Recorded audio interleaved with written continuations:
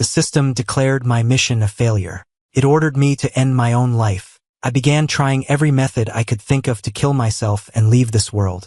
But the very people who had once loathed and rejected me, upon seeing my repeated suicide attempts, had a sudden change of heart, desperately begging me to stay. After a car crash, I was reborn into the mission world. The system assigned me 4 female targets. It told me that if I could successfully win over just one of them, I would be resurrected in my original world. Yet, after 25 fleeting years, I had somehow failed to win over a single one of them. Perhaps this was just my fate. God wasn't willing to give me a second chance at life. I turned away in despair and walked onto the overpass, into the ceaseless stream of traffic. The system's command echoed in my ears on a constant loop. Mission failed. Please terminate yourself. Host. Cars sped past me, and my mind flashed with images from all those years of the women's cold, hateful faces. Their hearts, without exception, had been captured by Leo Vance. All because he was the protagonist of this world, a man who shone with a dazzling light. The system once tried to console me, saying it was a fundamental law, that the main character's pull on the female leads was irresistible. I looked up at the blue sky, a storm of emotions churning inside me. Was I really destined to never win true love, simply because I was a side character in this world? I smiled bitterly. Since the ending was already written, what was the point of struggling? I closed my eyes and stepped resolutely into the flow of cars. Just then, a piercing screech of brakes tore through the air. It was followed by an angry shout, "Ethan, if you're going to die, don't do it here and get in everyone's way." I opened my eyes to see the furious face of my sister, Julia Miller. Julia was one of the targets assigned by the system. It had told me that if I could max out her familial affection stat, the mission would be considered a success. She was the very first target I tried to win over. But fate is a cruel thing. She too was eventually captivated by Leo Vance's charm, and because of a single lie he told, she came to hate my very guts. She roughly dragged me into her car, sped to the riverbank, shoved me out, and slapped me hard across the face. "If you want to die, find somewhere deserted. Don't drag innocent people into it. I even picked out this nice spot for you, so hurry up and jump." Her voice was dripping with disgust and impatience. I was so dizzy I could barely stay on my feet. In the past, I had attempted suicide in front of her many times, just to earn a shred of her pity, a moment of her attention, but I had never truly wanted to die. Now, she thought I was just pulling the same old stunt, convinced I wouldn't actually go through with it. "Julia, why are you here?" I managed to steady myself, my voice laced with a bitterness I couldn't hide. "Aren't you supposed to be at Leo Vance's wedding? Did you come looking for me?" I looked up at her, a faint flicker of hope still alive in my heart, wishing she would be different this time, hoping she would show just a tiny bit of reluctance to lose me. But her next words mercilessly shattered my illusion. "In your dreams, you think you're worthy of that?" I was on my way to pick up Leo's suit for the reception. "Who knew I'd run into a jinx like you? I'm warning you, Ethan, don't even think about using these tricks to get my sympathy." I looked at her determined expression and gave a bitter, internal smile. I had actually thought she followed me because she was worried. I was wrong. I should have known all along. My sister is deeply in love with Leo Vance, his most devoted follower, but his heart belongs to Isabella Rossi. That's why she's willing to watch him marry another woman, even running errands for his wedding. Such devotion was truly pathetic. I had nothing left to say, so I just turned and walked, step by step, toward the river's edge. Julia probably thought I was just trying to scare her, so she stood on the bank and sneered, "Go on, walk faster. Stop dragging your feet. If you want to die, then get on with it. Don't make me late to pick up the suit." I quickened my pace, letting the river gradually swallow my body until I was completely submerged. The icy water flooded my mouth and nose, and I felt myself suffocating. Maybe, finally, I could be free. But in that instant, a powerful force yanked me upward. With a sharp crack, Julia slapped me again.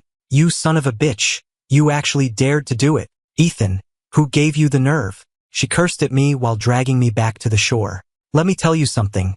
Mom and Dad gave you your life. You don't have the right to just throw it away. My mother is the best person to me in this entire world, and I couldn't bear to leave her. I had already held on for 25 long years. But now I was just so tired. I just wanted to leave. After this failed attempt, I had no choice but to make an excuse and head home for the time being." She yelled after me, "So what if Isabella Rossi got married?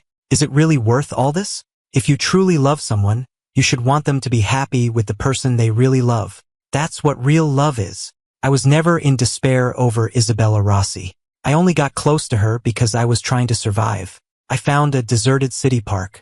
I bought an extremely sturdy rope. I had to do it outside. After all, my mother was at home, and I was afraid she'd be terrified if she saw me like that. I tied the rope securely to a thick branch, stepped onto a rock I had placed, and prepared to end everything. Staring at the rope that was about to end my life, I let out a bitter laugh. I had spent 25 years in this world. It didn't feel long. It was like the blink of an eye. But it wasn't short either. So much had happened. At first, Julia didn't like having a younger brother. She was afraid my arrival would divide our parents' affection for her. I faced so many obstacles trying to get close to her.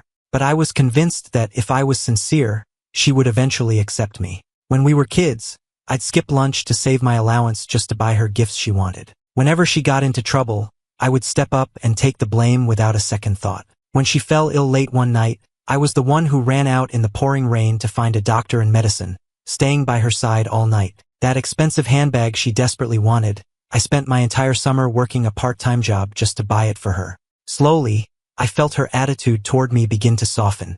The scales of sisterly affection seemed to be tipping in my favor. But just when I thought I was on the verge of success, Leo Vance showed up. He effortlessly destroyed the relationship I had spent years building. Whatever, I'll just treat these last 25 years as nothing more than a dream. I stepped onto the rock and slipped the noose around my neck. The feeling of suffocation and the raw, scraping pain on my neck quickly consumed me. I couldn't stop myself from struggling, but I tried to stay quiet so I wouldn't alarm anyone. Oh right, I even left a note, hoping it would lessen the shock for whoever found me. Said, "Don't be afraid. I'm the brightest star in the night sky now." My consciousness began to fade, and memories of the past flashed before my eyes like a movie reel. No matter how hard I tried, Leo Vance could always take everything from me with ease. Everyone seemed to adore him while they all just detested me. Just as I felt myself about to die, a pair of arms suddenly wrapped around me, holding me tight. I greedily gasped for the air that filled my lungs again. "Ethan, have you lost your mind?" Standing before me was Dr. Evelyn Reed, my former psychiatrist, who was 5 years older than me. She was also one of my former targets. After I was diagnosed with depression, I had started to get better under her care. Back then, the system had prompted me to try and win her over, so I invested a huge amount of time and energy into being with her. We had dinners together, went to art galleries, visited amusement parks. She even took me to her family's old estate in the countryside, telling me I was the first man she had ever brought there. Her affection for me grew each day, and I thought this time I was finally going to succeed. But then Leo Vance appeared again. He cried to Evelyn right in front of me, "Dr. Reed, Ethan hired people to assault me. I can't go to the police. I have nightmares every single night. I honestly just want to die." And just like that, Evelyn took his side without a moment's hesitation, pushing me away. She held Leo Vance in a comforting embrace. "Don't be afraid," she said. "I'm here for you." That day, her eyes bloodshot, she screamed at me to get out. She said my depression was just an act to get her sympathy. She said I disgusted her. And just like that, another one of my efforts turned to dust. It was almost laughable. 2 suicide attempts in one day, and both times I was found by one of the women I had tried so desperately to win over. Is the world really this small? Shouldn't you be at Leo Vance's wedding right now? My voice was devoid of any emotion as I stared at her with empty eyes. She had such a gentle face and a soft voice. She always treated people with so much kindness and care. That was why she was the one who had led me out of my depression. And yet, she was also the one who personally shoved me into an even deeper abyss of despair. "I'm in a bad mood. Can't I come out for some fresh air?" She frowned, her face etched with impatience. That's right, she was also in love with Leo Vance. She had even given up a chance to study abroad for him. With Leo getting married today, of course she wouldn't be in a good mood. "But you, what are you doing trying to kill yourself here? Or did you deliberately pick this spot, hoping I'd find you and feel sorry for you? Ethan, can you please stop faking your depression in front of me? Try a different act for a change." I listened to her words, my heart completely still. I had heard words like these so many times before. She always accused me of faking my depression, but the pain was excruciatingly real. She's a doctor, for God's sake. Why couldn't she see that my depression was real? Does not being loved mean that everything I do, my very existence, is a mistake. I said nothing and got up to leave, already planning my next suicide method in my head. Maybe it was because she had never seen me so utterly broken, but Evelyn seemed to sense something was truly wrong. She grabbed my arm and pulled me back to her apartment. Then, she called Julia and told her to come get me. Julia rushed over, with Isabella Rossi and Leo Vance trailing behind her. When Leo Vance saw me, a flicker of terror crossed his eyes, and he instinctively hid behind Isabella. Isabella stared at me coldly. "Ethan, do you really have to put on such a show just to make us feel sorry for you? Today is my wedding to Leo. Did you have to come and ruin it? Haven't you hurt him enough already?" Every single one of them was convinced I had some ulterior motive, that I was trying to hurt Leo. I slowly lifted my head and scanned the face of every person in the room. Their faces showed nothing but bone-chilling indifference and a profound disgust for me. I let out a small laugh. What if I told you it was Leo who hurt me? He was the one who hired people to assault me. The color drained from Leo's face instantly. A flicker of surprise passed through the other's eyes as well. "I didn't. Ethan, why are you framing me? You were the one who ruined me." Leo's voice trembled, tears welling in his eyes as he tried to win their sympathy with his usual victim act. "They always fell for it." "That's enough, Ethan," Julia snapped. "You're the one in the wrong, and you're still spouting lies. Apologize to Leo right now." Evelyn added angrily, "Ethan, I suggest you apologize to Leo immediately." As for Isabella, she didn't even bother to look at me, her entire focus on comforting Leo. Maybe Leo really did have some kind of magic, some protagonist's halo, because no matter what he said, they believed him without question. His words were always treated as truth, while mine, even when they were the truth, were dismissed as lies. He was always the innocent one, and I was always the villain. Looking at them, spewing venom at me with such utter disgust, my entire 25-year life felt like a complete joke. I had tortured myself countless times for this worthless life, and now I was just exhausted. Death really might be a release. I tried to break free from their grip, but they held me fast. Trying to run? What are you planning now? Another trick to frame Leo. Julia glared at me. "Let me tell you, you're staying right here. Evelyn and I will take turns watching you. Don't even think about hurting Leo again." And so, I was imprisoned there with Julia and Evelyn as my guards. Meanwhile, Isabella left with Leo to continue their wedding. I spent a long night at Evelyn's apartment. They took turns bringing me food, but I didn't touch any of it. I refused to sleep. It would be better to just die like this. Death would be good. I leaned against the windowsill, gazing out with dead eyes. Evelyn finally noticed something was wrong. She gripped my hand, forcing me to meet her gaze. "Ethan, look at me. Do you still recognize me?" I just stared at her silently. A look of panic crossed Julia's face. "What's wrong with him? It's like he's locked himself away in his own world. He's trying to destroy himself from the inside out." Evelyn's brow furrowed, and a flicker of genuine concern finally appeared in her eyes. This time, I think Ethan's depression might be real. The next morning, I was rushed to the hospital for a series of comprehensive tests. The final diagnosis was severe depressive disorder. I had been diagnosed with depression before, but back then it was smiling depression. I always put on a happy, optimistic face for everyone. Evelyn knew that, yet, because of Leo's lie, his claim that I had hired people to assault him, she had decided I was faking it all. Now, I lay in a hospital bed, having gone 8 full hours without a sip of water or a bite of food. Julia tried to force-feed me some soup, but I just weakly spat it back out. She grabbed my jaw, furious. "Ethan, let's just see how long you can last without eating or drinking." After Julia left, Evelyn came in, trying to coax me with the same gentle tone she used when we first met. But my heart was already dead inside. I didn't hear a word she said. Finally, she smashed a glass on the floor in frustration and gripped my arm tightly. "Ethan, don't think you can scare us with this self-destructive behavior. Let me tell you, even if you die, no one will care." I grabbed her hand, my eyes filled with a desperate plea. "Then just let me die. I just want to die. I want to escape from all of you." "What did you just say?" Just then, there was a gasp from the doorway, and Isabella burst in, furious. She stormed over to me. "Ethan, I'm warning you. Don't you dare try to threaten us with your death." With that, she yanked me out of the bed and shoved me toward the window. "Let's see if you have the guts today. Go on, jump from here. Jump."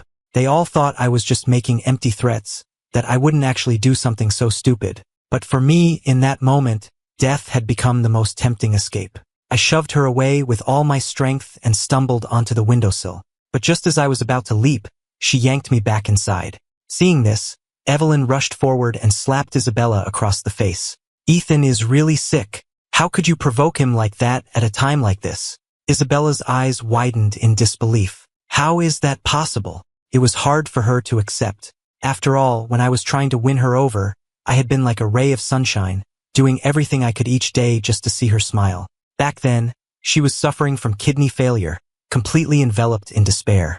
I was the one who stayed by her side through it all, running myself ragged searching for a kidney donor. But a suitable match was impossible to find. In the end, I used my system points to acquire a kidney that was a perfect match for her. It was actually my own kidney. The system just used an item to make it compatible with her body. Afterwards, I donated it to her without a second thought. I'll never forget the first thing she said to me after her successful surgery. "Ethan, thank you.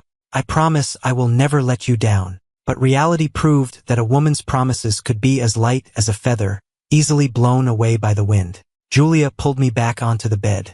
Isabella looked at me, and a flicker of pain finally appeared in her eyes. "How could you be depressed?" I didn't answer, just turned my head to look out the window.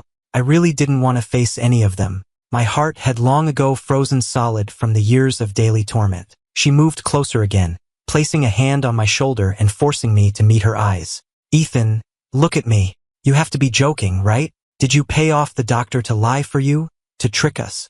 I found it completely absurd. They always had a reason to believe I was lying. I remember, at first, I used to try to explain myself. But the more I explained, the more convinced they became that I was lying. Now, I couldn't even be bothered to defend myself. Getting no response from me, Isabella left in a huff. Julia and Evelyn gave up on me soon after. It was for the best. I could finally be free.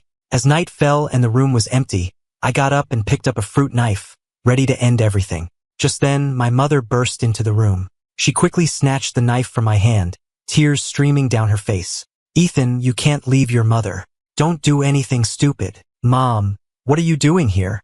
I noticed how much grayer her hair had become. I hadn't been home in so long. I felt terrible. "Julia said you were sick and told me to come see you." Her voice was choked with sobs. "It's a good thing I came. Otherwise, you really would have. Promise me you won't leave me, okay?" I couldn't bear to hurt her, so I nodded. Julia walked in a moment later. When she saw the knife on the floor, her expression turned grim. "Ethan, are you really going to throw your life away over a woman? Can't you be more like me and Evelyn? We both like Leo too, but he doesn't like us, and life has to go on." I didn't answer, just curled up in my mother's arms, savoring the momentary warmth. Worried something would happen, my mother stayed with me the entire night. Having her there made me feel much better, but I knew that, in the end, I still had to leave this world. Early the next morning, I sent her out on an errand, saying I was craving my favorite breakfast from a diner across town. Then I quickly bolted the door and climbed onto the windowsill. 3 stories should be high enough. Just then, a passerby spotted me and shouted, "Someone's going to jump! Quick, call 911. At the same time, Julia and Evelyn were pounding on the door. Julia yelled, "Ethan, if you dare to die, I'll smash every single one of your precious action figures." I used to love those figures, always asking her to buy them for me and keeping them carefully displayed in my cabinet. But Julia didn't know that now my heart was dead. I had no attachment left to anything. Evelyn said, "Have you thought about what will happen to your mother if you die? Mom still has Julia. She'll take good care of her." I closed my eyes and jumped. With a sickening thud, I felt a sharp, agonizing pain shoot through my entire body. Felt like every bone had shattered. My vision blurred as screams and chaos erupted around me. Isabella happened to be passing by. When she saw me, her face was a mask of horror as she sprinted toward me. Before this, I had thought dying would be easy. Now, I understood just how hard it was. I had jumped from the 3rd floor, but instead of the death I craved, I was left with 2 broken legs and several fractured ribs. Julia was furious. She immediately contacted a psychiatric hospital, planning to have me committed. Evelyn agreed, believing I was beyond help. As for Isabella, she just looked at me with disappointment and said quietly, "Ethan, you've really lost it." They were the same as always, filled with nothing but disgust for me. No matter what happened, they never had a kind word for me. Tears streamed down my face, but I chose silence, unwilling to offer any defense. Just then, my mother rushed into the room. Seeing me like this, she cried so hard she nearly passed out. She asked me why I would do such a thing, and then, overcome with emotion, she fainted and was rushed to the emergency room. I was frantic and wanted to go see her, but Julia stopped me. In the days that followed, they took turns sitting by my bedside in silence, forcing me to eat. I couldn't fight back. I could only force myself to swallow to stay alive. As my body slowly healed, I realized my fate was sealed. I was going to be sent to a psychiatric hospital. Once I was in there, any thought of suicide would be an impossible dream. For the first time in days, I opened my mouth to speak. Lying in my hospital bed, I gripped Julia's hand and begged, "Julia, I'm not crazy. Please, don't send me there." When she heard me, a complex expression flickered across her face. Maybe deep down she still cared about me a little. After all, our familial bond had once reached 85%. I was filled with hope, thinking she might feel sorry for me and change her mind. But in the next moment, she said, "No one ever wants to admit they're sick. We're doing this for your own good." Her words were like a bucket of ice water, shocking me back to reality. In their eyes, I had already lost the ability to think for myself. I was just a patient who needed to be institutionalized. And so, I was imprisoned in a small room barely 100 square feet. It was stark and empty, with nothing but a cold bed inside. Every day, aside from the nurse who brought my meals, for other stone-faced nurses watched me in shifts. They just stood there silently, as if I were the only living thing in the room. I felt a despair so profound it threatened to break me. The desire to die grew like a weed, but I was trapped by the cruel reality of my situation. I tried to beg the system for help, for release, but all I got was a cold reply. "Host, I am sorry. I cannot directly intervene in matters of your life and death. That is up to you." Those words destroyed my last shred of hope. I lay in bed, and every little movement brought a nurse over to ask if I was okay. Their care was suffocating me. That night, Leo Vance appeared. He quietly dismissed the nurse and approached my bed, his eyes gleaming with triumph. "Feeling hopeless? You can't even die when you want to," he said, his voice filled with satisfaction. "You know, it was my idea to send you here. This is the only way to make sure you can never escape my control." He went on, as if admiring his own handiwork. I stared at him, my face blank. I'd seen this act too many times. I was numb to it. Seeing my lack of reaction, his face darkened. He grabbed my throat, squeezing so hard I could barely breathe. "Do you have any idea how much I hate you?" he said through gritted teeth. "In our original world, you had everything, and I had nothing. Now we meet again in this system, and I have to compete with you for the same targets. I will do anything to win." I froze. How did he know about the original world? Was he a player in this game too? As I was reeling from this, he saw the shock on my face and burst out laughing. "That's right. I'm a player too, with the same targets as you. In the original world, I was the one who hit you with my car. The system brought us both here to settle things between us once and for all. Now I'm just one step away from victory. As soon as Isabella tells me she loves me, I'll have won completely." I looked at him, and the image of the poor student I had helped back in the original world slowly formed in my mind. It was him. I thought my kindness would earn his gratitude. I never imagined this would be the result. "I helped you. Why would you do this to me?" I demanded. The smile vanished from his face, replaced by rage and resentment. "I didn't need your help. That was just charity. We were equals. I didn't need your pity." I shook my head, trying to make him understand. "I never looked down on you. In my eyes, everyone is unique and deserves respect." But he wasn't listening. He just laughed manically, cursing me to be trapped here forever, to suffer for all eternity. I looked at his twisted face and felt a deep sense of pity. He had succeeded. I was trapped in a hopeless situation with no escape. I was helpless, left to pace this tiny room day after day. 3 nights later, a woman appeared. Under the cover of darkness, taking advantage of a careless nurse, she slipped in through the window, freed me from my cage, and led me to her car. The car's headlights illuminated her face, and I finally recognized her. It was Chloe Davis, a classmate from college in this world, and another one of my failed targets. She had always avoided me and seemed close to Leo, which had led me to give up on her and focus on Isabella instead. Seeing her again now felt like a dream. Her eyes were as gentle as I remembered, the very reason I had chosen her as a target in the first place. "I'm sorry I'm late. I just heard what happened to you," she said, her voice full of apology. "No, I should be thanking you," I thought. You've given me a chance to finally end all of this. Afterwards, she took me to relive some of our old college memories, the laughter of the arcade, the quiet of the movie theater, the thrill of an escape room. Those moments were the only happiness I had felt in years.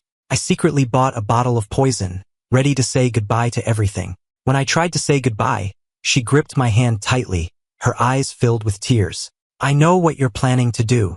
Her understanding moved me deeply. To think there was someone in this world who understood me so well. I gently hugged her, and the familiar scent of cedar took me back in time. All these years, she had kept using the cologne I recommended to her. "Thank you, Chloe," I said from the bottom of my heart. In the final moments of my life, the person by my side was this woman I had barely known for a month. She took me on the Ferris wheel, and we looked up at the brilliant night sky, sharing secrets we had kept buried for years. She told me she had been alone all these years, quietly watching over me from a distance, which was how she found out about my situation so quickly. As I unscrewed the cap of the poison, I asked her, "So, does that mean you like me?" She froze, not answering directly. Instead, she said, "Wouldn't it be nice if there was a world where we were the main characters?" With a smile on my face, I drank the poison and collapsed into her arms. Her tears fell onto my cheek, and I could feel the sincerity of her emotions. I just didn't understand why she had avoided me back then.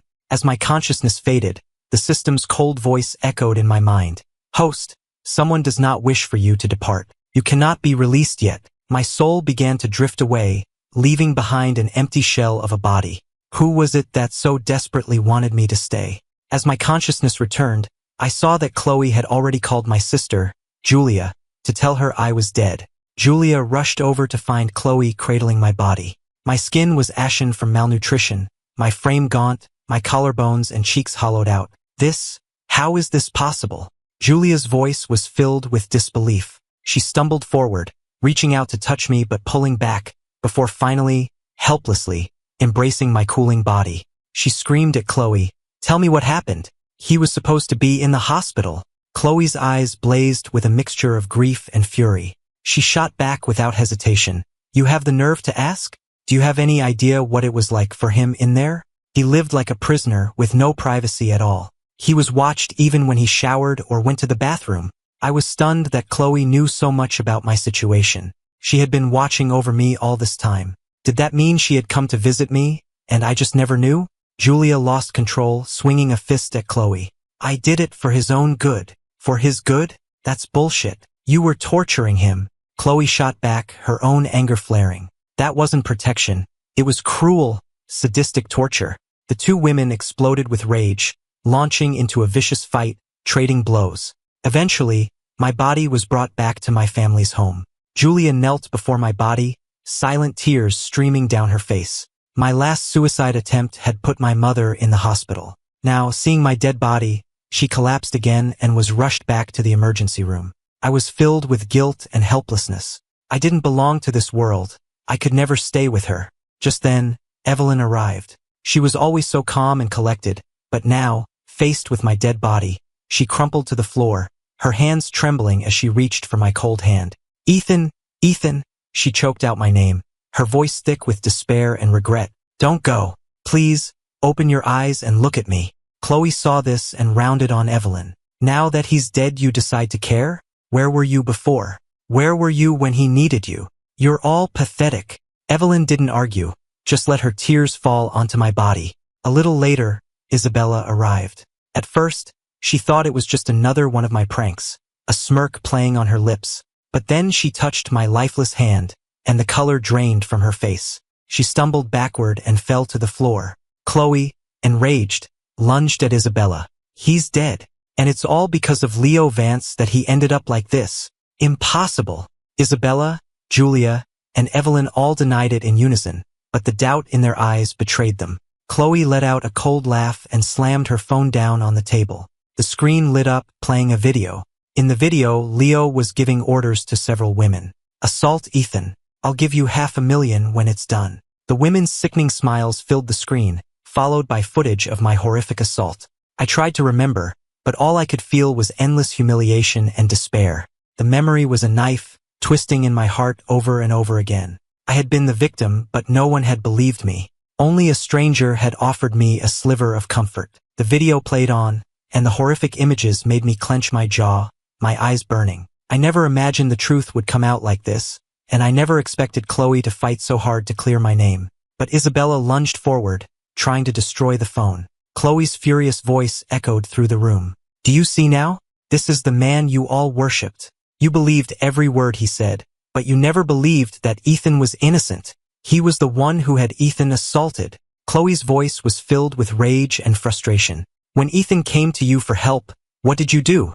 The room fell silent. Julia, Evelyn, and Isabella were all speechless. They remembered it all clearly. Leo twisting the truth, framing me, and how they had treated me. Julia had beaten me, Evelyn had abandoned me, and Isabella had cursed me. This is the truth, Chloe said, each word landing like a hammer blow. Every single one of you owes Ethan his life. With a thud, Julia fell to her knees in front of my body, her voice choked with sobs. I'm sorry, your sister didn't know. I really didn't know. Oh, so now you remember you're his sister? Chloe sneered. Did you forget that you were the one who had him committed? Chloe's voice was laced with fury as her gaze swept over Evelyn and Isabella. And you, Evelyn, as his doctor, you should have understood him better than anyone. But you and Julia just decided he was crazy. And you, Isabella, Ethan was your rock during the hardest time of your life. He even gave you his kidney. But instead of being grateful, you turned around and married another man. Don't any of you have a conscience? Chloe's words were like a scalpel, dissecting their guilt and laying bare the debt they had owed me for over a decade. Finally, I saw it on their faces, a guilt and pain so profound they couldn't hide it. I didn't know how Chloe knew so many of my secrets, but I was incredibly grateful to her. She had not only given me my release, but she had also cleared my name after I was gone, allowing me to witness their regret. That day, none of the women who had played such a significant role in my life left my side. Each of them, in their own way, tried to atone for the pain they had caused me. Julia brought all my old action figures, asking which one was my favorite. Evelyn unrolled a painting we had made together, reminiscing about our time together. Isabella held my hand, tears in her eyes, begging me to forgive her and come back to her.